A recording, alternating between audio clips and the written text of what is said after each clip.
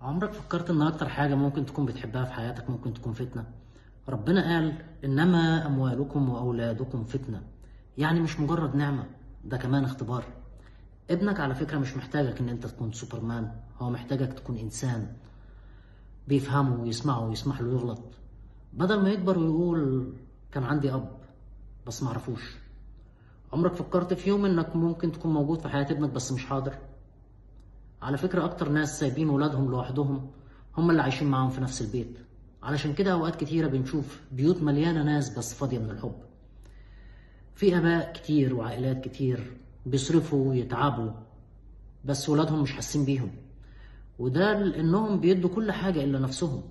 ما بيسمعوش، ما بيحضنوش، ما بيشاركوش ولادهم بحجة الحماية من الدنيا. وربنا قال يا أيها الذين آمنوا قوا أنفسكم وأهليكم نارا، يعني مسؤوليتك مش بس حمايته من تعب الدنيا، لكن كمان تنجيه من ضياع الآخرة. لأن العلاقة لو بقت بس توفير أكل وشرب وتعليم زي ما بيحصل دلوقتي، دي تبقى صفقة مش حب.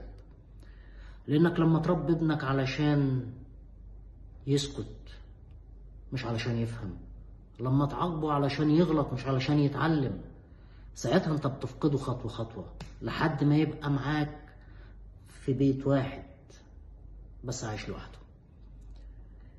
في آباء ما يعرفوش عن ولادهم غير أساميهم، وفي أبناء فقدوا احترامهم لأهلهم لأنهم ما شافوش منهم غير أوامر وخوف. وهنا نقدر نقول إن هو في الوقت الحالي في الكثير من الآباء بلا أبناء، والكثير من الأبناء بلا آباء، وده بيترتب عليه كمان ضياع حاجة مهمة جدا، وهي ضياع البر. الرسول عليه الصلاة والسلام قال رحم الله والدا أعان ولده على بره.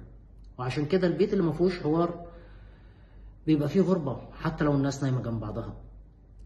ابنك مش هيتعلم من اللي بتقوله، هيتعلم من اللي بتعيشهوله. لو عايزه يحترمك احترمه، ولو عايزه يسمعك اسمعه، ولو عايزه يحب نفسه حبه بس من غير شروط. لو عايزه يحقق حلمك خليه يعيش حلمه، ما تسرقش حلمه وترجع تلومه، لأن كلكم راع وكلكم مسؤول عن رعيته. لأن المسؤولية التربوية مش بس دنيوية، دي كمان دينية في النهاية. ابنك مش محتاج أب مثالي، هو محتاج أب حقيقي. افتكر دايما إن وجودك الحقيقي في حياته أهم من أي هدية ممكن تقدمها له، وأغلى كمان من أي تضحية.